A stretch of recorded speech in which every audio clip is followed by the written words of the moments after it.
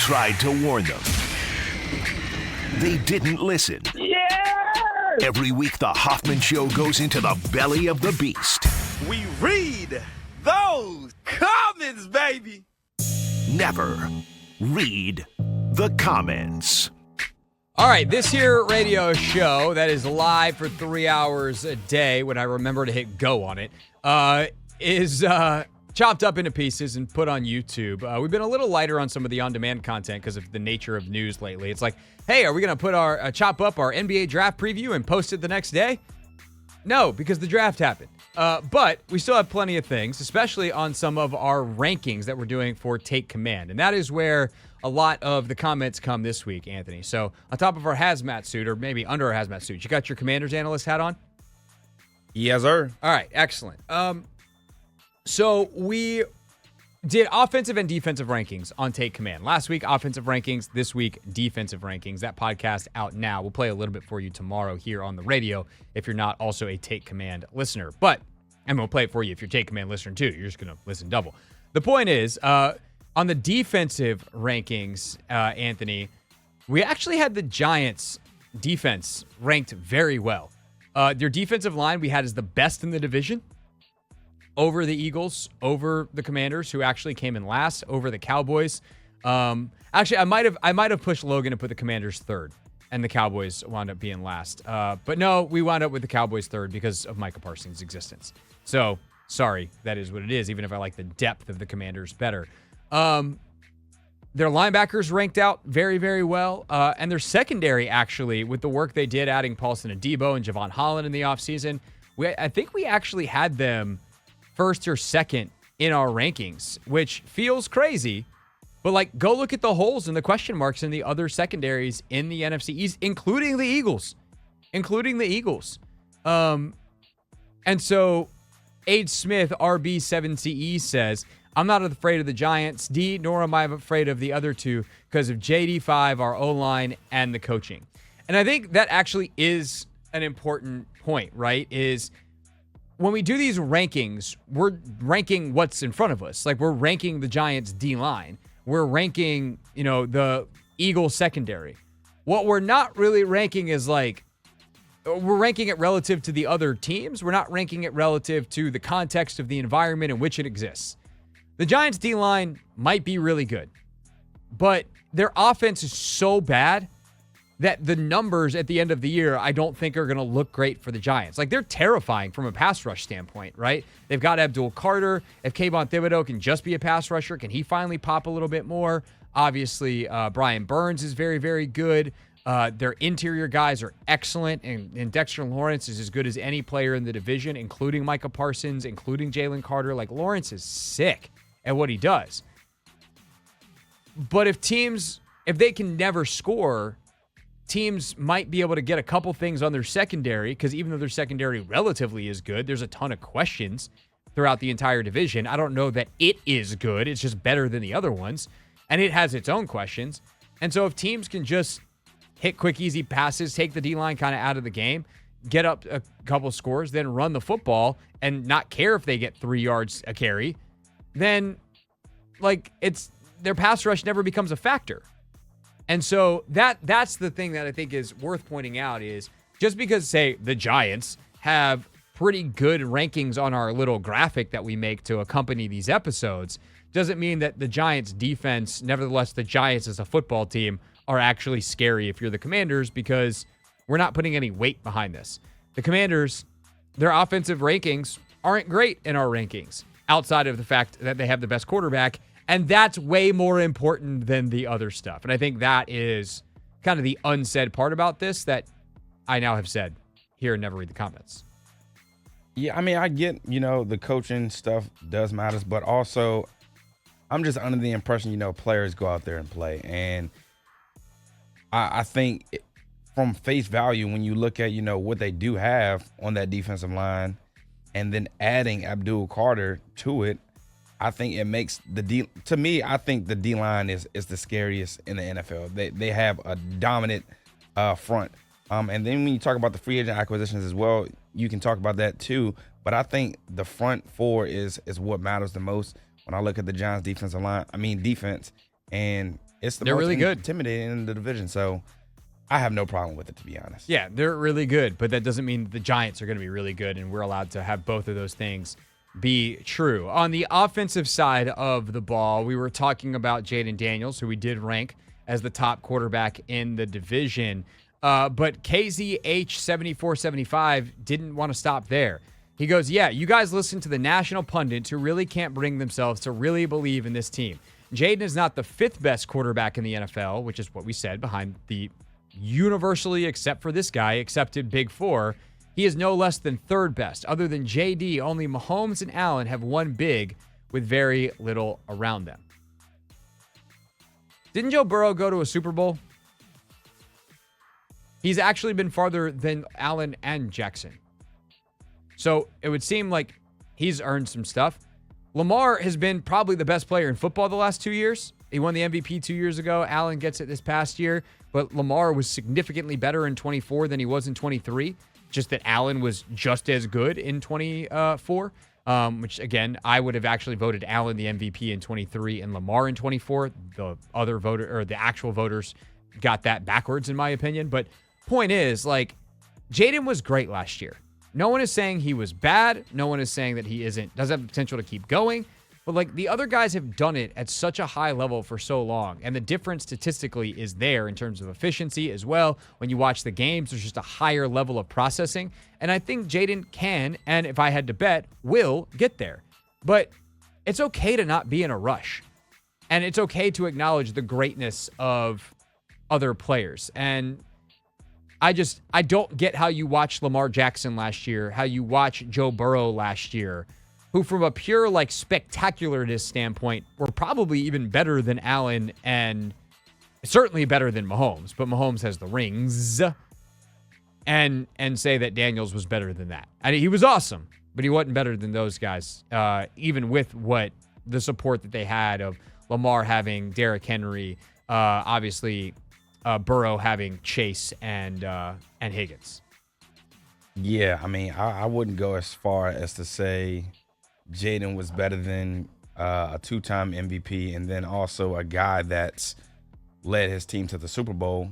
Again, like, I think guys just got to, take a step back, relax, take in this season, see how it goes. Again, like, this guy, Jayden, like, he did burst into the scene, but at the same token, not teams don't have a ton of film on them. They got years and years on Burrow and Lamar, and they've done it also at a high level for years. So just let Jayden, his performance, like, let it unfold and let it reflect, and then let him be the one that go out there and show that he's probably better than those other quarterbacks. But if he goes out there and wins an MVP, if he goes out there and wins the Super Bowl, all right, we can make the argument, but don't discredit those other guys. And if he's doing the stuff that they do, if he's throwing more consistently over the middle of the field for big chunk yardage, if he is doing less of his work scrambling, or he does just as much and, like, he proves it wasn't kind of fluky, but he also situationally it's better deployed. Like, there's just I know it's hard to say, like, oh, he can be better than he was last year, because from a results standpoint it's hard to believe, but, like,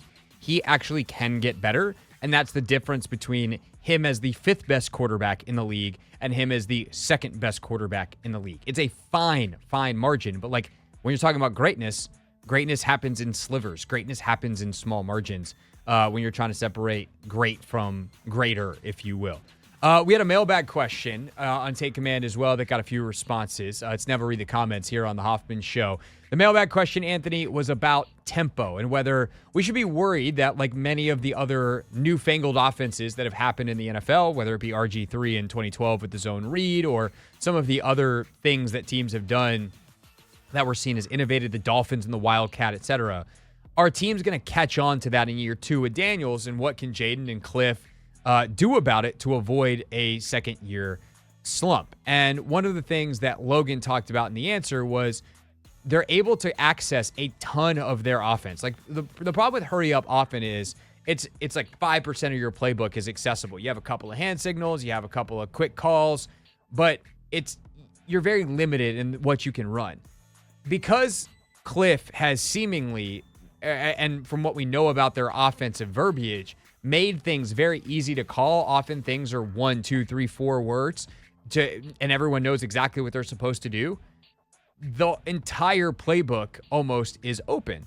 And so Jeffrey Meehan, 3116, says, incredibly brief verbiage that enables an up-tempo offense is actually a cornerstone of the Erhardt-Perkins system that Cliff would have learned in New England and the air raid school where the entire playbook is simplified. So we're getting a history lesson here, Anthony. Gotta love that in the comments. The West Coast system and its adherents, like the people on the Shanahan coaching tree, love the long verbiage. Bill Walsh believed in planning out literally everything. That's one reason why John Gruden never developed a young QB. He insisted on the full recitation. And there's a lot of truth to that. There is a famous clip of Chris Sims, the now PFT host and NBC contributor, who was, I think, a rookie. I hope, if it's Chris, if this is not you, I apologize, but I'm pretty sure it was Chris Sims. When they were in Tampa and Chris was trying to make it in the league, of him not being able to get this super long play right, and John Gruden's just crushing him. Just like you would thought Chris Sims is the dumbest person on the planet. And it's like, no, this is like a really long, complex play call, and it's F shift, right, blah, blah, blah, blah, blah, blah, blah, blah, blah, can, blah, blah, blah, blah, blah, blah, blah, check, blah, blah, blah. And it's like, bro, you just called 3 paragraph long plays and you wanted this guy that's been here a week to get it right? But like, that's the position in the West Coast offense. Versus, I remember reading a feature about some of the Brady teams that went into more up-tempo at times, and how it would literally just be like blue. And Brady would say blue, and everyone knew what to do. And I don't know exactly how simple the verbiage is. That's something that I haven't asked around enough about, of like, hey, can you give me a play call? And I don't know if they would. It used to be a pet project of mine. I used to love tracking like verbiage in plays, calls, and did some stories on it when I was on the beat and the whole deal. But it is very, very clear there is a very simple language system that allows this team to get to a ton of stuff.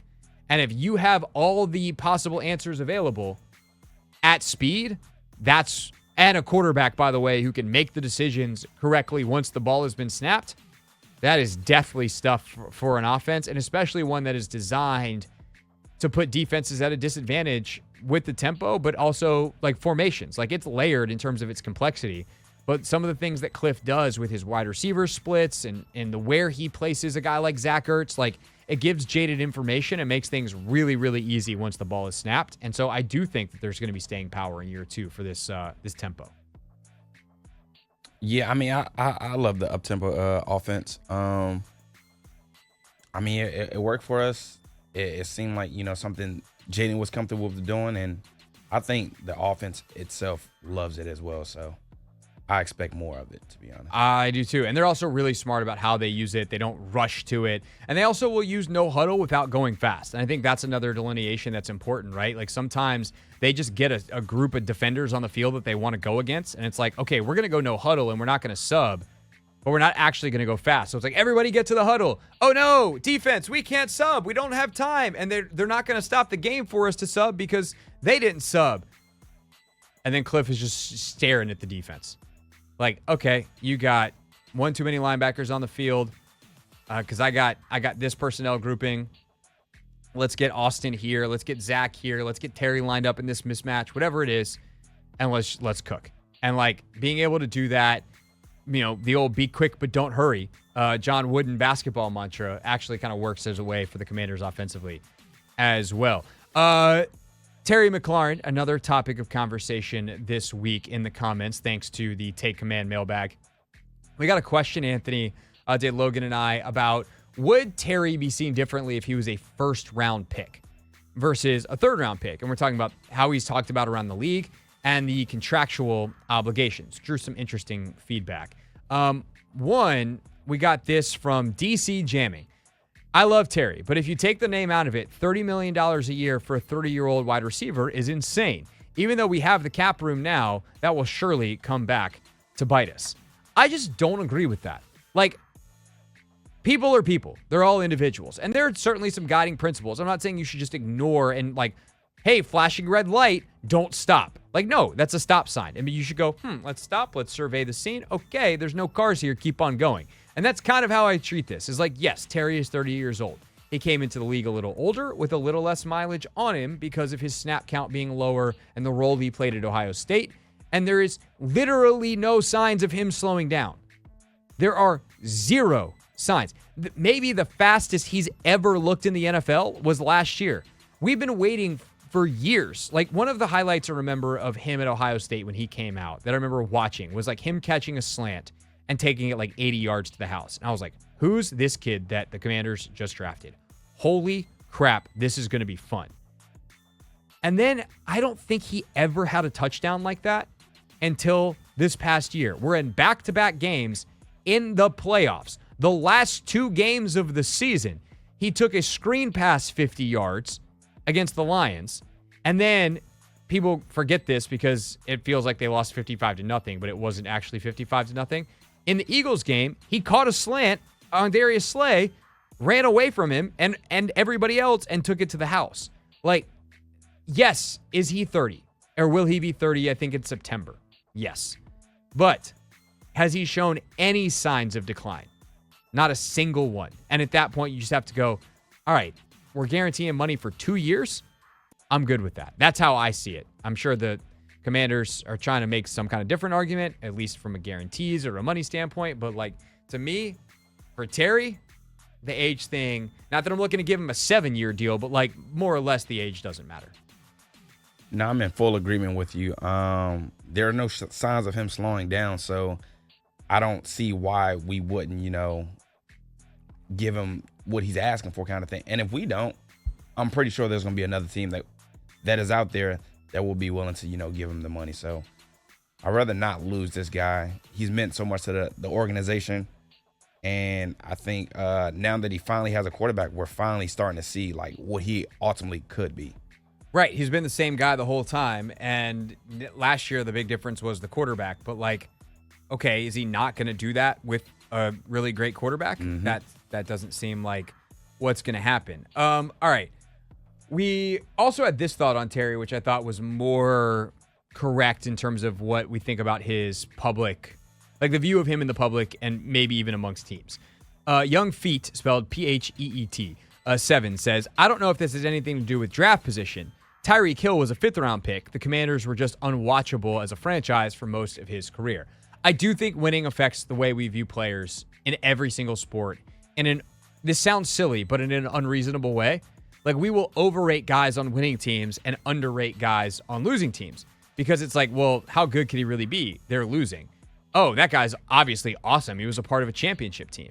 And I'm not saying Tyreek is overrated. And I think it's also worth pointing out that nobody ever doubted Tyreek Hill's talent. Tyreek Hill did an abominable thing in college. I believe he hit his pregnant girlfriend down a flight of stairs. And that's why he was a late-round pick. And a lot of teams would not have touched him with a 10-foot pole. And the continuation of him and domestic violence-related stories since he's been a pro, I think, justifies that. But as a talent, certainly people look at him as a superstar. And I think part of the reason he gets away with reputationally with the absolute heinous things he's done or alleged to have done off the field is because he's awesome at football. And he's a different caliber of player, purely as a player, than Terry. I do think, though, that the stink of the burgundy and gold did hurt Terry in terms of, like, okay, yeah, he's a 1,000-yard receiver, but, like, someone has to catch passes in Washington. And then people were like, oh, actually, he's not just someone. He's catching those passes and doing the damage because he's Terry freaking McLaurin, and that means something different than what we thought. All right. You ready for some fun to end here at the expense of my good friend Tony Squares? Yes, sir. So we did on our my YouTube show that I do on Mondays with my guy Tony Squares, who's a content creator on the interwebs. We did our NFC power rankings, Tony's power rankings to be specific, and he had a good start, and then things got a little sideways when he at number 5 put the Dallas Cowboys, and the Commanders were still on the board. He put the 49ers at 6, and then the Commanders at 7. And you ready for the reactions to that, Anthony? Uh-oh. Jay reacts with 2 Z's. Never have him on again. Thanks. Spencer Calvert, 5851. Have consistently watched your collaboration videos. I feel like I understand your mutual and different analysis styles and can understand the usual deviation. This is a fever dream ranking, and someone should call Tony. Oh my gosh. Next one. Nobody wants Dak. That's that dude. He lost all credibility when he put the Bucks at 3. I actually don't like. Would I have the Commanders higher than the Bucks? I think so, but like maybe not. The Bucks are going to be really good. That's not where he lost me. Carlos Allen, 46-16. Craig, your boy is a straight hater. Lee Rubenstein, 24-46. Give me some of what he's smoking. And a couple more. Final Anthony, which is different than you, Anthony. Someone check this guy's water. And then Metaphor Ariel says, this guy's a Twitter grade analyst. Man, they're going hard. They are, and he kind of deserved it because it feels ridiculous. Then again, it's June, so what do we know? I do think one of the funniest comments that is like an internet comment that pops up a lot is they should make podcast equipment more expensive. One, I always tend to respond to that with, this is a radio show, which I did get to do on our women's sports page this week. Someone responded, and her name was Karen, so I got to go, it's a radio show, Karen. Oh, my God. What's her name? What do you want me to do? But, like, can we think for 5 seconds about what that means? They should make podcast equipment more expensive. So you just want a bunch of rich a-holes who don't know anything about anything to do podcasts? No, they should make podcast equipment behind like a license. You have to have a license to podcast. You have to know something about something and not just be a lonely person who thinks people want to hear your voice, says the guy who's been talking into microphones for 15 years. I went to journalism school for this. What's your excuse, Anthony? I went to journalism school for this. There we go. We went to journalism school for this. For some of you, probably doesn't have a lot of faith in journalism institutions in America. But, you know, we can fight those battles another day. What's up, kiddos? It's your boy Clinton Yates from ESPN. It's the Hoffman Show on the Team 980. Tell your mama I said what's up.